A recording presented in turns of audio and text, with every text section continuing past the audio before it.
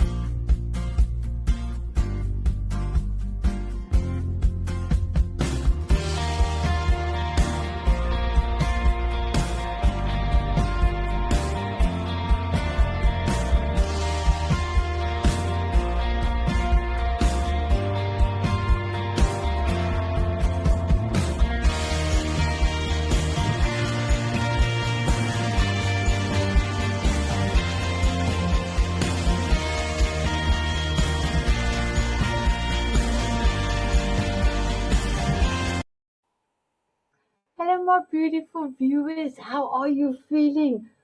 I am truly excited for this week. I'm going to do quite a lot of recordings for the Power Hour.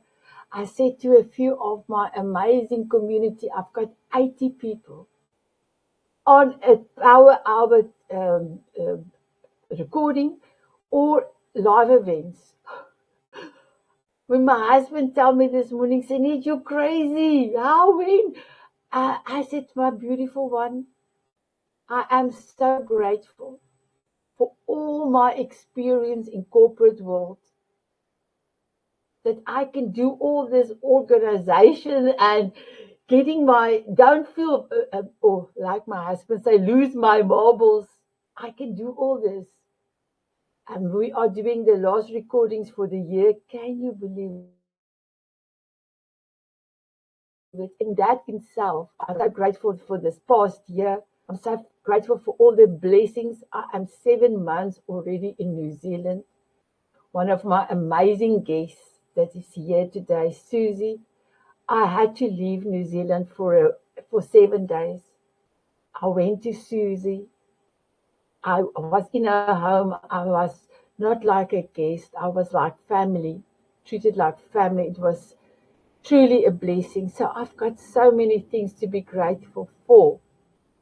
What are you grateful for? Can you count your blessings? Can you count your blessings that it's more than 10 blessings you are receiving each and every day? I always believe the more you say thank you, the more you get. So my beautiful ones, we've got Australia in the house and we've got America in the house. So I'm going to play my golden sponsors video. Then my guest is in the house. So my beautiful viewers, I didn't forget about you. I am grateful for each and every one of you for viewing the Power Hour TV show and for responding to the network as well. Thank you. Thank you, my diamond beauties and my Tanzanite heroes, for being an exceptional loving group. Mwah. Here we go.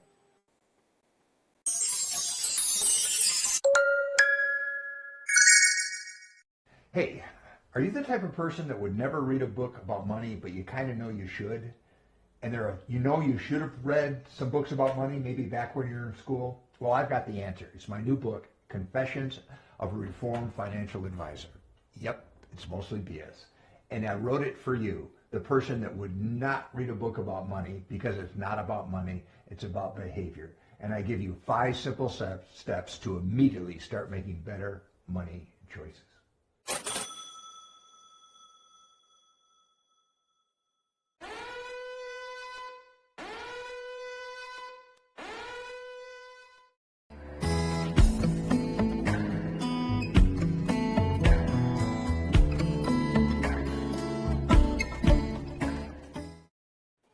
My guest is in the house. I am so excited Thank you, my beautiful guest, for being here. So I am going to start with beautiful Susie. Please introduce yourself and tell us, what are you grateful for, my beautiful Susie? Hi, everyone. Thank you, Sanet. It's lovely to be here. And good morning, good afternoon, and good evening to wherever you are in the world. I'm Suzi Dent. I'm a confidence coach, a 5-time author, and I'm also a film and television hair and makeup artist. And I have been doing that for 42 years. So I can make you look pretty like a cover of a magazine, or I can make you look like you've gone through the windscreen of a car with your face. So I love doing that. I'm also a pro-ager because there's nothing anti about aging. Gratitude. I love gratitude. I think, as Sanet was saying, to lift your mood, think about what you're grateful for. If you're not feeling really good, think about the fact that you can walk around on your 2 feet, that you're living in a home, that you've got enough money to buy food, you have friends and family that love you. There's so many things, like Sanet said earlier, that we can count our blessings for. I'm very grateful to have Sanet as a friend, and she mentioned that she came here to Australia. We had the best time. It was awesome. So thank you, Sanet, very much for having me and for that beautiful, those beautiful words you spoke about me earlier. Thank you. And my beautiful Susie and viewers, and my beautiful John and Janice, my little grandson is awake, so he will be part of our show. So my beautiful John, I am going to ask you to introduce yourself and ask you to give us what you are grateful for. And then please, Susie, if you can help me, then we can move over to Janice. And then Absolutely. when I come back, Susie, will you ask John and beautiful Janice a question? And then the little man will be on screen tomorrow as his first day at school. And I think that is going to be a new thing for him.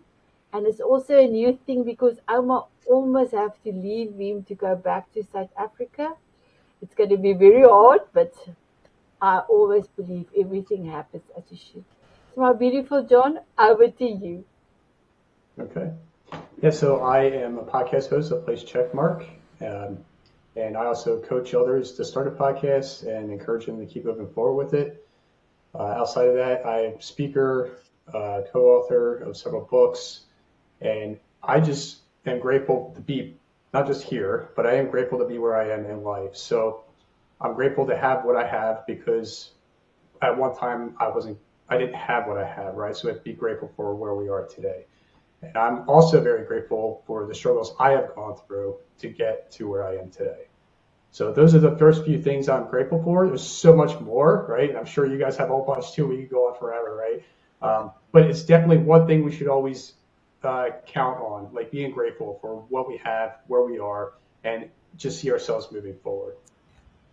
Oh, that's wonderful. Thank you, John. They're very good things to be grateful for. And Janice, tell us a Yeah. little bit about you and what you're grateful for.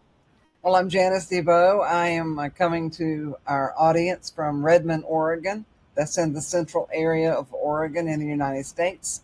I am a personal development coach and trainer, and I also have a podcast. I'm a podcaster called Courage, Confidence, and Connections. I also am a published author of a journal by the same name, Courage, Confidence, and Connections. I'm grateful for being able to do what I do and work from home and having a safe place to be and having food. And I like what she said, having legs. Can you imagine, guys? We can walk and we can talk, or we wouldn't be sitting here. So my gratitude list is extremely long, and you may hear my cat. We've got a child, so we might hear my cat now. He's in another room talking to me, and I'm grateful for him. Fur babies are wonderful, aren't they? Yes. Do you guys remember when we were little, Disneyland was on, so we'd get to watch Disneyland. I remember one of my shows that I really liked was Pollyanna, and Pollyanna would play the glad game, which is actually about gratitude, and she would always, all through the movie, it was like, what am I glad for? I never realized until I was an adult, till much later, that she was using gratitude to get through situations that she wasn't happy in. So from young, when we were young, we were actually educated with the Glad game. I don't know whether you watched Pollyanna, because I suppose it could almost be called a chick flick now. Pollyanna was going through, stress in her family life. I think sometimes we have a lot of people that we know, including sometimes ourselves, that things might not be going well at home. But like you said, Janice, we have to be grateful, and John, for the bodies that we have. Gratitude for getting older. Not everybody gets older. Not everybody makes it to over 40, 50, 60, whatever. The older you get, I think the more grateful you are that you're still here. Isn't that right, Sanet? Absolutely. Yeah. 100%. Yeah, absolutely. And we've got Zachary in the house now, everybody, who has the flushed cheeks of a teething baby. Absolutely. As soon as I saw him, I thought someone's growing teeth right now. Yes, and he also went to sleep, but he didn't sleep enough. So Probably heard us, that's why. my beautiful Susie, will you ask beautiful John and Janice a question? Thank you so much. I will. John, tell us, I should say, tell us about your podcast. This is the same question to both of you, actually. I also used to have a podcast called, well, I still do. I just got lazy and stopped doing it. Empowering Expressions. And I would just interview people from around the world about empowering people. Sometimes we just meet the most extraordinary people, don't we, that come to us for our podcasts. And it's just amazing, modern technology, to be able to chat with people all over the world about all sorts of things. So, John, what is your podcast about, and what do you like? What do you talk about? What do you do? Yeah. So great question. My podcast is where people come on and share their journey in life. So I look for people that are open, honest, authentic, and vulnerable, and just have a conversation, basically where you are today. How'd you get to where you are today, and see where it takes us, right? So we might go down a rabbit hole, who knows? But that's the people I've been getting, like you said, all across the world. I love it. Sanet was one of my guests before, and it's not only encouraging for me to hear the people come on and the guests that share with me, but it's encouraging for the listeners to know that they're not alone and they can get through whatever they're going through as well, because somebody else is there to share that. So it's kind of like a roadmap or a guide, and hopefully they can reach out to me, the guest, or somebody else that might be able to assist them. Yeah, it's great, isn't it, when we hear other people's stories and or we tell our own stories, that somewhere out in the ether, people are watching and they feel a solidarity with us because of our journey. And sometimes I feel that when, we get to tell our stories and share our stories, we can inspire others to, maybe tell their story for the first time and begin their healing journeys, take a leap of faith in life, do something different, or just be inspired by, people who are older than them and the advice that we get to give them, because, we are slightly older, which is it's amazing. And that's a gift too, isn't it, to be able to do that? And Janice, tell us about yours. Okay, my podcast is called Courage, Confidence, and Connections. The theme of it is to give anybody and everybody across the world a stage to tell their story, like John said. And I've had guests from all over with every kind of story, and I'm expanding into panel podcast. I'm going to approach such subjects as suicide and domestic violence, maybe trafficking, with multiple peoples on the stage. But right now, I'm still focused on individuals that have a story to tell, and everybody does. I don't limit it to anything, but I do try to get them to focus on what part of their life required courage, confidence, and connections, because we need all three of those in our lives. So that gives them the stage to look into those parts of their lives and make a difference to potentially anybody out there, if it helps one person. That's exactly right. And that's the thing, isn't it? When you're a podcaster, you're like being a speaker, and when you're a speaker on stage, even if you reach just one person, then that's all worth it, isn't it? Really, and you change one person's life. I remember I was speaking in, I think it was India, and one lady had never told her story before in this room, and she got up about sexual assault. So Janice, you and I should kind of talk about your panel podcast. And she was talking about being sexually assaulted for the very first time. and you could hear a pin drop in the room, but she felt safe in that environment. She felt safe with the women that she was with, and she told her story, and it was emotional and raw, and it was amazing. And we all knew that this was the beginning for her to start healing, because what people don't realize, if you've gone through some bad times, the first time you tell your story, if you tell your story to someone that is safe, it really does help you heal. And then the more you tell it, the more you bring it out on a plate, the more you look at it and deal with it, the easier it is inside you to go through life. And then, you can help ease the trauma that you may have gone through. So it's such a gift, isn't it, to be able to be a podcaster and to communicate with people. It's amazing. It is. I've had several highly sensitive people on my podcast, and then we did a panel with all of them talking about people that are highly sensitive and how it affects us, how we go through life, but we're picking up more energy from people that are not, or that whatever. But we talked about that and how challenging it can be to be highly sensitive. So that's not a theme in my podcast, but it got the word out there for 5 different podcast episodes. Oh, wow. And by sensitive, do you mean sensitive to the energies of people that come into your sphere, like around you? Is that what you mean? No, somebody that's highly sensitive is just more in tune with what's going on around, and they feel it deeper. It's more of a depth. If somebody it's compassion, but you could go watch 5 podcasts and listen. I don't know how to explain it as good as they do. Although I am a highly sensitive person, we just feel more deeply and we respond differently, and things affect us differently.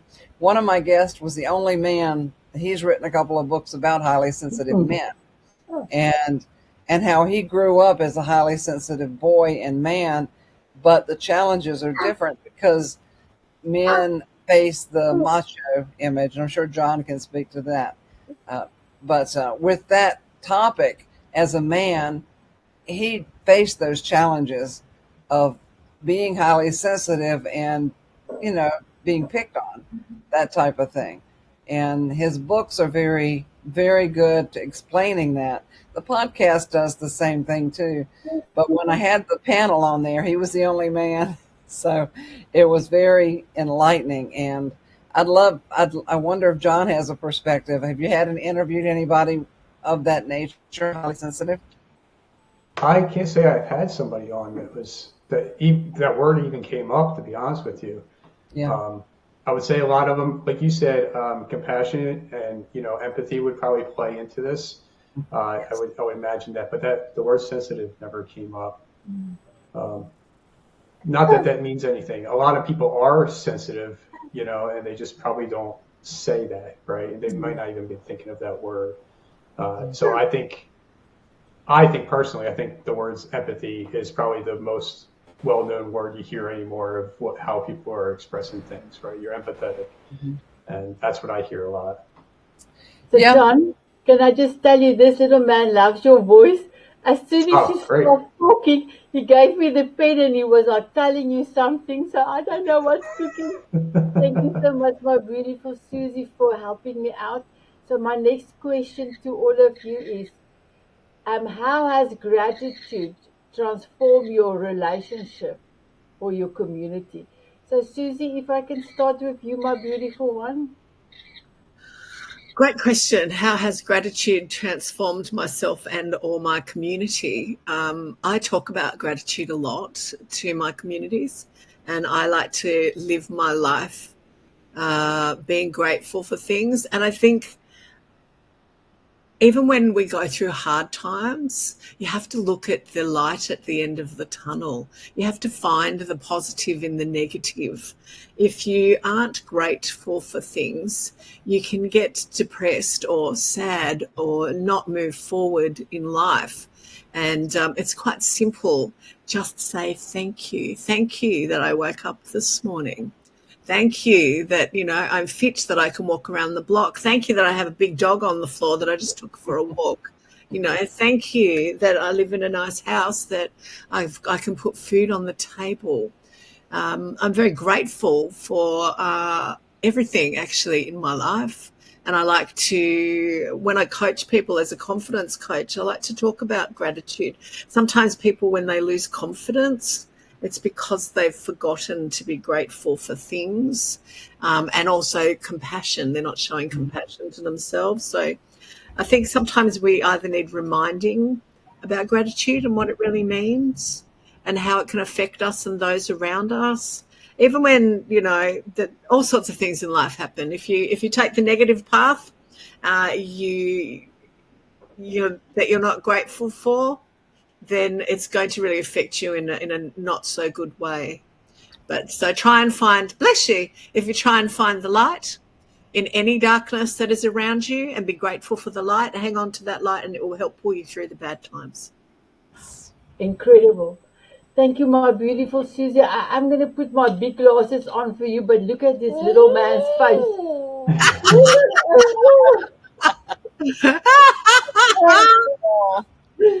My beautiful John, my question to you is, what are your daily practices or rituals that keeps you grounded in gratitude? Well, I would have to say, like Susie mentioned about saying thank you for like being alive.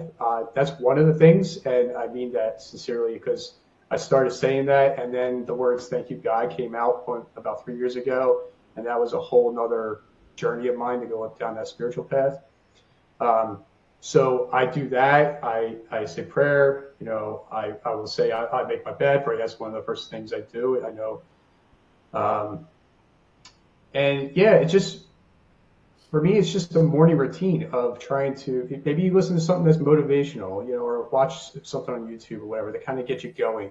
Meditation is another form I've used along the way to get to that part, or even if you do journaling. We're talking about being grateful, write 3 things that you're grateful for every day.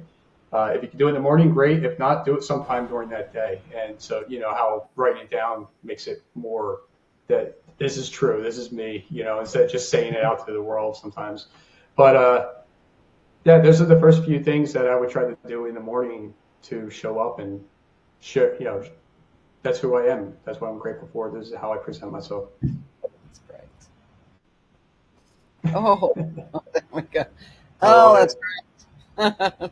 That's perfect. I told you I'm going to put my John Lennon. I don't know why I have to take it out, but my beautiful John, for me, that song, Imagine All the People. And like you said, I also have an amazing morning routine.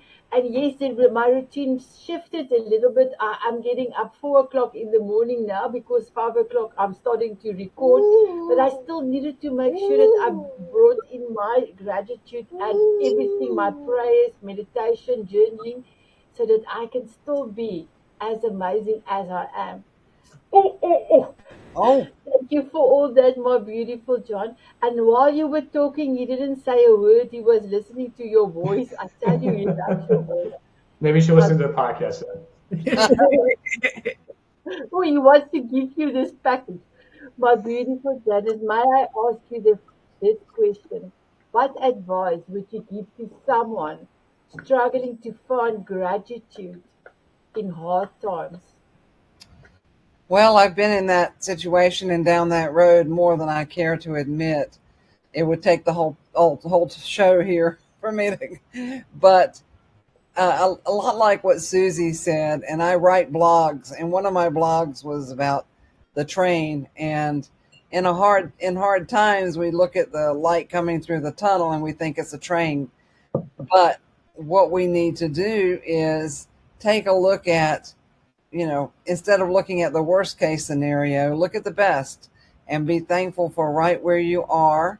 I had to go through some tough stuff, so one thing that I did learn to do was to say thank you. And I might not be where I want to be, but to be thankful for where I am and what I do has helped me immensely. I also have a gratitude rock. It's shaped like a heart. And I put that by my bed so that before I go to sleep, and usually in the morning too, I say thank you and think of what the best part of the day has been. And then in the morning, being thankful for, for just being awake. I think just being thankful for the little things, and think about the fact if you couldn't see or you couldn't hear or you couldn't taste, you couldn't feel, just being thankful for your body will keep you healthy. Wow, that's incredible. Did you see? Sorry, did you see I brought in the star glasses for you? So that is so amazing, my beautiful viewers. If you are struggling to find gratitude in your life, just look around you. Feel your heartbeat. Stop and take a deep breath and say thank you to your heart for pumping. You are still here, and you are still here for a reason. So thank you so much, my beautiful ones.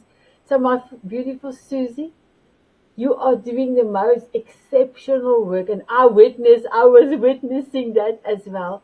You can take a person's tattoo, doesn't matter how it's tattooed, and you can give the person a clean skin, and you are a master in doing that.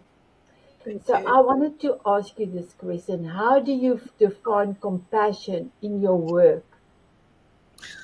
That's a great question. So I'll explain.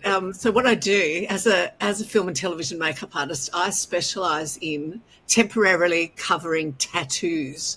Now in Australia, we have quite a lot of tattooed people, and it's got to the stage now where I work with a lot of brides as well as in film and television, and I get flown around the country. I was in Sydney. I'm in Queensland now. I was in Sydney on Saturday. And these women have got to the stage in their lives where when they were 19, they had tattoos. Now they're 28 or 29. Those tattoos no longer define them. Because people say to me, why do people cover their tattoos? It's like, well, because they can. So I provide a service and I cover them and I hand paint freckles. You would not know there's a tattoo there. And I have compassion for and understanding, something I have to have as a makeup artist, to understand the psychology behind what's happening with the people. And people will cover their tattoos for a couple of reasons. One is out of respect for their parents or their grandparents who really don't like the tattoos. The lady on Saturday, I met her mother, who was fabulous. She was like 2 years older than me.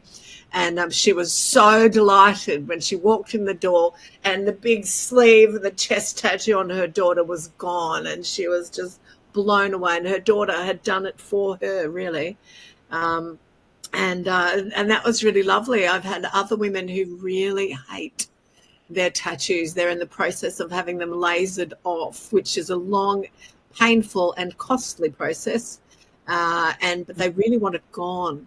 Last night I was teaching a beautiful young woman in the UK how to use an airbrush gun. I use airbrush guns and cover her tattoos because, again, she has all this whole leg done and she hates it. She hates how people look at her. It psychologically affects her. So working with people like that, it's you've got to really understand where they're coming from, and it's so important. For me as an artist, it's not just slapping on some makeup. It's a specialised thing. I'm considered the best in the country at doing it, which is lovely and really good after 42 years of doing, something. And it's so important that I get it right. I've had one beautiful young girl who I've completely covered her back tattoo 4 times in the last 10 years. She's a Japanese Australian. In Japan, tattoos are completely frowned upon. Because they're considered like gang related, like the Yakuza. And to this day, her parents still do not know that she has a back tattoo because she's been a bridesmaid 4 times. And I'm sure when she eventually gets married, I'll be doing her again. So in my work in film and television, I've worked with like 4 prime ministers. I work with lots of very high profile people. Having compassion is me not going in and saying, talking to them, saying, oh, my dog died yesterday. and putting and changing their mood. Like Janice was saying earlier about being sensitive, you have to be sensitive to the people you have around you. For me, I touch people, so that sounded a bit rude. I touch people's faces. And I'm very aware of my aura, and I'm invading your aura when I'm working with you. So I'm always conscious of lifting people's moods. So there's a lot of psychology in being a very successful makeup artist and hair artist. Everybody's been to a hairdresser, and I'm sure you did at one stage, Jon. And if you have a bad haircut, it ruins your life, if you're a woman and you've had a bad color or a bad cut, it completely destroys you psychologically. What I do as doing beauty and working with men doing hair and makeup is I'm building their self-esteem. So as a confidence coach, I get to bring all that into what I do. I build the self-esteem of people with my brushes and my words. Which is wonderful, and having compassion for people is a huge part of what I do for my job. And that was an excellent question, Sanet. Thank you so much. Thank you, my beautiful Susie, so my beautiful Jon. Thank you for all the people that you have sent my way that have joined the Diamond Beauties the last 3.5 years. Can you believe it? We know each other this long. So my question is for you, being a podcaster and helping others to do this as well, why do you believe self-compassion is often the hardest and most important step? It's the hardest. I don't know. I guess it's the hardest for people to be compassionate because they don't know how to help others, I guess, at times. Where, from what I'm doing, yeah, right? Pay attention. One day you might not have hair like this either. And so, doing what I'm doing as a podcaster and helping others start a podcast and be guests, etc. There's that place where they can show up and share, and hopefully they can share some kind of compassion for others, for how they can support others in a way, just by sharing their journey, right? And that might be enough. That might be enough for somebody else to understand that, there's somebody there to guide me along the way. And then what was the second part of your question there? So, but it's also an important step to have compassion. Yeah, it is very important, right? And so that makes us human, right? And that makes us show up that we care about other people. And we want to, like for me, I really want to stretch as far as I can. I want to go podcaster and the listeners that don't even listen yet, right? And expand from there. That's how compassionate I am, and to get the word out of the guests and the podcast and everything else going on. But it's very important to be compassionate because other people need to know that others care about them. Even if you just a listening ear. Like for instance, when people come on my podcast, sometimes I don't ask too many questions because, as Janice said, it's a platform, it's a stage.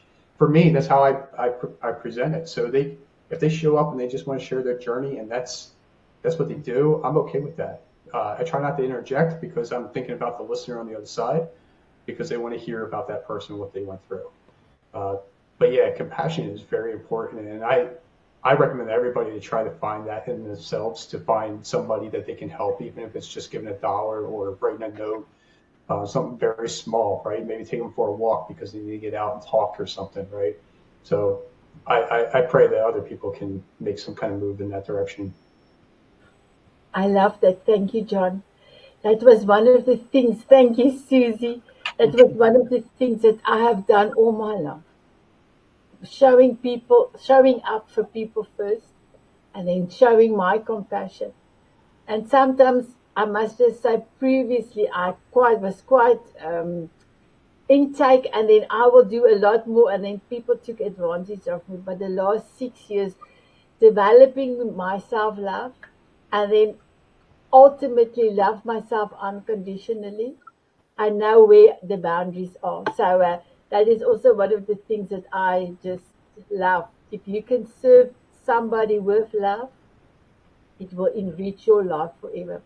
John, can you share the most funniest thing that happened to you as in one of your podcasts, please? The funniest thing that happened to me when I was interviewing someone. Well, you can be interviewed or you have interviewed somebody, yes. Oh boy, I never had anybody ask me that before. You know what? I guess this is kind of funny in a way. It's different, and you guys can jump in on this if you want to. When I have a guest come on and they share, the question I asked them, and then they go, "What do you think, John?" And so they're coming back at me as I'm the guest, right? And I'm like, you're thrown off guard. It's happened a few times. I would say that's probably one of the funniest moments I've had because I wasn't prepared, but I do show up. I do share my answer to the question. But yeah, I think that for me, that would be what it is. Yeah, it's a switch in how you were scheduled to, hey, let's have this talk, and I'm the host and you're coming at me as the guest, but they change it up. Oh, wow, that's amazing. So, John, I normally, when I do the go around with the paparazzi pen, when I'm asking your golden nugget, I would also love to ask, one of the guests to ask me what's my golden nugget. And then when some of the guests all started to ask me, I was like, oh, thank you for asking. But I tell you, down below, my toes is curling up because I'm so happy they asked me my golden nugget. But yes, I love the interaction. I love to be able to see other people expression. So thank you, my beautiful John. Oh, this little one is now so busy. This will be the last recording that I'm going to do with the little one. And Susie, you came and helped me a few times when I did recordings when he was smaller, but now he's over a year old and he is not sitting still anymore. Okay, so let me quickly look at your question, Janice. Just give me 1 second. Okay. What have you learned from healing through being compassionate with others? What have I learned? Yes.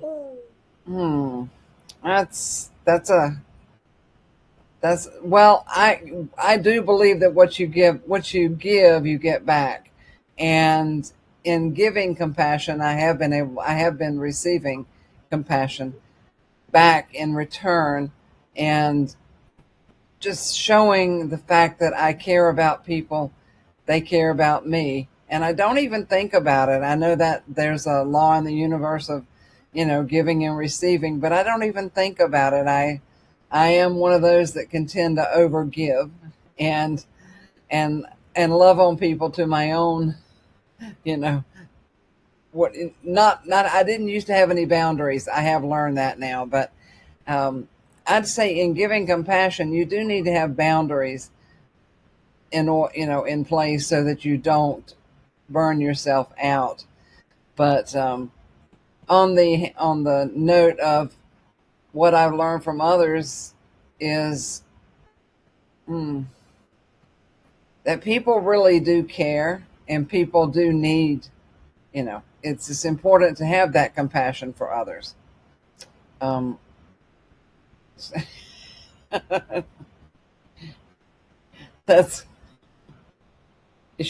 you muted? She was muted. She's muted. That's great. That's a great answer, Janice. Thank you so much. I could not get the button. Thank you, Susie, for stepping in. I really appreciate it. Oh. Thank you. So, my beautiful ladies and John, I'm going to all ask you the same question about legacy. Okay. Susie, if I can ask you first, what legacy do you want to leave through your acts of kindness and gratitude? Before I answer that question, I just want to talk to everyone about having self-compassion. Because we've talked about having compassion for others. In our minds, we have an inner critic and an inner coach. And sometimes our inner critic is not showing compassion to ourselves. And we can be really tough on ourselves by the way we use our minds. So you have to be compassionate in the words that you use to yourself about yourself. Sometimes we can use words in our heads that stop us moving forward, that are really not grateful and not compassionate. So showing self-compassion and making sure that we listen to the inner coach rather than the inner critic is going to help us move forward with compassion. Now, legacy, my legacy, what legacy do I want to leave? I'm incredibly grateful to be known as one of the women at the beginning of the Me Too movement and being part of one of the biggest cases in the UK and Australia in the entertainment industry that helped jail a serial predator. My legacy for that I'm working on at the moment. I'm very grateful to have been about to be featured in my third international documentary talking about that, and which is going to be on Amazon apparently. Talking about that and the effect that it has had on society. For me, tomorrow, I'm actually having a meeting with the education providers in my country so that I can actually, I've written a module on sexual assault. In the film and television industry, it's not like the real world. It's like working in a circus. We don't have an HR department. The case that I was part of has changed a lot of things in the entertainment industry, but in educating young makeup artists about how to deal with actors who have wandering hands and getting sexually assaulted on set. So tomorrow, this is my legacy, is to educate and change the actual education of makeup artists, hairdressers, costume stylists, barbers. I wanted across the board in Australia to actually put this module that I've written, which is all about psychology, what to say. You know, I thought, what happens if, I have a grandchild or a granddaughter or a grandson who wants to be in film and television and they get sexually assaulted on set like I was. And my journey since 1986, really, my journey has not done anything. So I'm very excited to announce that I'm having this big meeting tomorrow. They're very interested to hear what I have to say. That is my legacy. Thank you, darling, to change the education of makeup and hair artists and barbers and wardrobe stylists across my country. And then I'll be hitting New Zealand and possibly the UK to make the workplace safer for actual makeup artists. So that's the legacy I'm leaving behind. Wow, Suzi. Wow. I've got goosebumps. I've got goosebumps. You are amazing. Thank you for everything you are doing. I know that you have helped so many women, that you came forward. I just want to say thank you for being brave, and I'm so honored that you are my friend, and I love you very much. Thank you, my beautiful Suzi. Thank you. My beautiful Jon, what legacy do you want to leave through acts of kindness and gratitude? Yeah, so I'll And first if start you with have a comment for Suzi, you're also welcome to add something if you want to mention something to Suzi, and you as well, Janice. all right. I think for me as well, as far as the whole podcast goes, like I want to have 1,000 podcasters within a network. Why is because I'm only one, right? And so I have a lot of people that want to be a guest, and I can't support all that, right? I do one per week, and that's what it is. But if we have a lot of podcasters together, we can share guests and get it out. So the story's getting out there more, different podcast shows. That's just one small part of my legacy, right? To change lives just through podcasting, networking, and listening to other people share their journey. The real big one for me is, as you know, I have two children, one 16 and one 13. Is to show that just don't give up, right? And just keep moving forward. And no matter what I'm doing, no matter the struggles I have, is just keep pushing through. And eventually I'll get to some point where I want to be in life. And, I'm satisfied now, but I still want to keep going, right? To help others, which will in turn help me and family as well.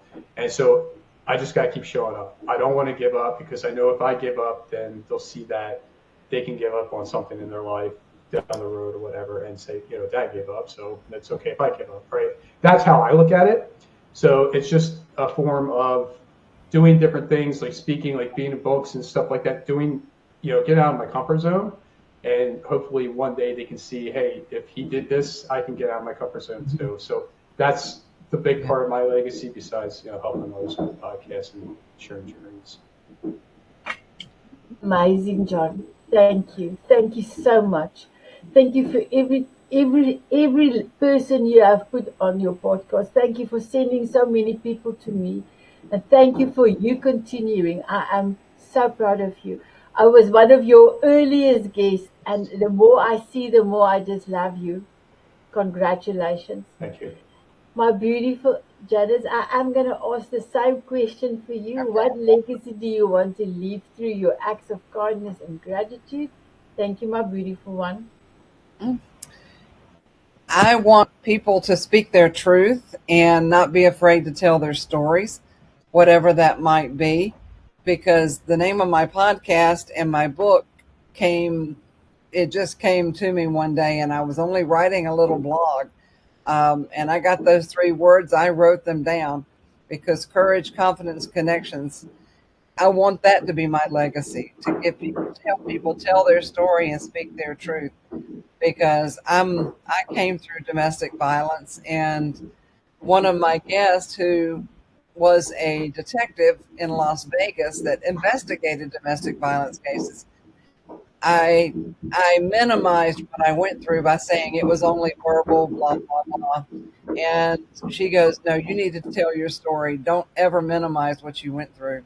And I want people to have a stage and a presence to tell their story, because if we just impact one person each, they impact one person each, and it grows, it snowballs. And like what Jon said, I don't have a number to that, but I do want to have people come on and feel free to speak the truth from their lives and their perspective, and share their stories. And I'm in a writers group, and we did a panel podcast on legacy, leaving a legacy, and our words leave those legacies, and we're all talking about the same thing, whether it be in written form or in what we're doing now.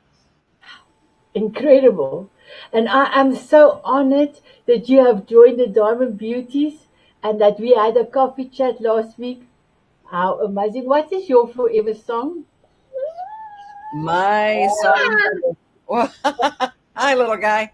You might not like my voice. Okay, my favorite song, and you got to listen to it, is called "Dancing Through the Wreckage" by Pat Benatar, because it fits my life.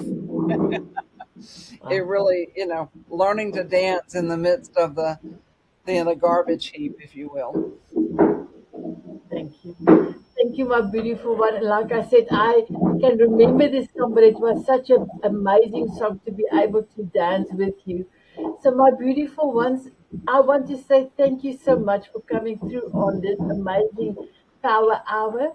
My beautiful viewers, if there's something that you can take aboard, or if there's something that one of my guests have said that might change your life, how incredible is this power hour? So my little one has got the paparazzi pen. So I'm going to take it from him, and I'm going to quickly have this. Amma will give you this bee and hold on to this bee, and Amma's going to use the pen. So my beautiful Susie, what is your golden nugget? My golden nugget is age is just a number. It's what you do with it that counts, because and there is nothing anti about aging. Beautiful. Are you ready for paparazzi?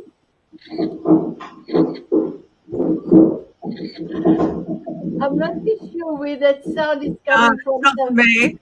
Oh, okay. I'm just going to quickly unmute you for 1 second. Uh-huh. And now it's not from you. It's me. Is it you? Okay. So I'll quickly unmute. No, that's okay. I just wanted to make sure. Oh, you've broken it, my darling. Jon, what is your golden nugget? Yeah, so sorry, that's my dog chewing on a toy. I believe that's what you're hearing. So my golden nugget is, I mentioned this a little bit before, is, know that you're not alone, and, seek help, and you can get through whatever you're getting through. It takes time, it takes courage, but it's there, right? And I believe that if you surround yourself with the right people, you can get through whatever you're going through. Incredible. Thank you, Jon. Are you ready for paparazzi? Yeah, let's go. Let's see what we got. Okay, wah. Oh, I love it. I wish I had more hands because I could not take any photographs now. So I'm so sorry, my beautiful ones. So, my beautiful Janice, what is your golden nugget? It is to be courageous and know that courage doesn't come in the midst of things usually. You can look back and see where you were courageous. So just keep moving forward. I love it. Are you ready for paparazzi? Here we go. Woohoo! And Sanet, darling, what is your golden nugget? Oh, Yes. thank you for asking, my beautiful Susie. I love it. My golden nugget is if your why is big enough, you can do anything. You can do everything. And I'm ready for paparazzi. Here I go. Woo! Woo! So, my beautiful ones, I put my life on hold for 7 months to come and look after this little grandson of mine. What an honor. I will be going home soon. Soon, I mean New Zealand, South Africa. So I cannot do the touching, cannot hug. So my wish to all of you, my beautiful viewers, if you are with your children and grandchildren, to appreciate them, to take go. Don't use your phone while you're with them. Spend your presence. Touch them often because now I will be speaking to them out of South Africa through the lens of a WhatsApp call. I'm not here to touch and hug them. So please enjoy your family, be grateful for your family. And then, my beautiful guest, will you have, thank you, my beautiful Susie, will you have a dance with me? I know. He's pulling my hair. I It's a know. chair dance, everyone. You don't have to stand. Thank you. My beautiful viewers, would you love to have a dance with us? They said yes, they said yes. Here we go.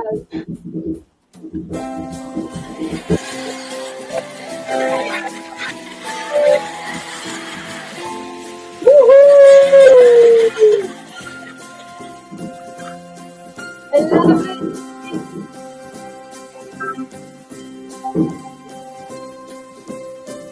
Walking on sunshine or dancing in the rain. Sprinkle me with fairy dust so I can fly away. Smiling at a moonbeam or swimming in the sun.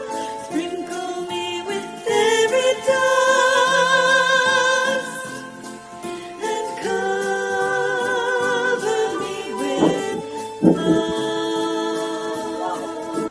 My beautiful viewers, before I want to say goodbye, I normally write goodbye, but today was such a special day.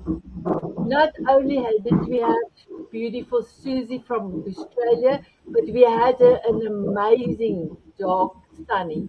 And John, you must please tell us your dog's name. Not only have we had John from America, but John, what was your amazing spirit that was there with you, chewing his bone like there's no tomorrow? Yeah. So yeah, my dog's name is Rain. Oh, Ryan, I remember now. Thank you, my beautiful John Ryan. And you, my beautiful Janice. Oh, hello, Sunny. Oh, and you, my beautiful Janice. I Got don't it. have Haven't I don't you? have You I've got can, a cat. My yeah. cat is he's Toby. Toby. Oh, wow, Toby. And you had all my beautiful viewers. You had beautiful Zachary that was sitting on my Pilates block to make sure he can see all of you. So we want to say have an amazing day, have an amazing year, and please remember to be grateful. Bye, everyone.